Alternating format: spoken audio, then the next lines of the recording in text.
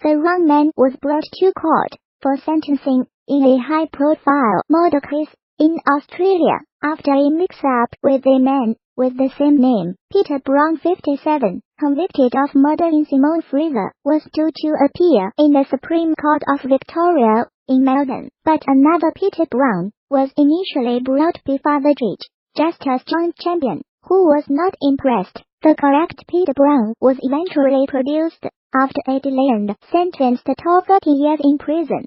The judge expressed frustration and criticized representatives of the prison service, requesting an explanation for the mix-up. What particularly unimpresses me is I do not detect anyone here from corrections, Justice Champion said. They have not had the courtesy to appear before the court, knowing the mistake had been made. Supreme courtroom full of family members waiting to see a man being sentenced for their loved one's murder. Only problem being the Peter Brown transferred to court by prison staff is the wrong Peter Brown. No one from corrections in court to explain. At News Melbourne and of Twitter posted by Akshay Vella in a statement, Corrections Victoria said, due to a case of mistaken identity, Corrections Victoria delivered the wrong prisoner to the court hearing. This morning we apologize for the error and worked quickly to rectify it with the correct prisoner now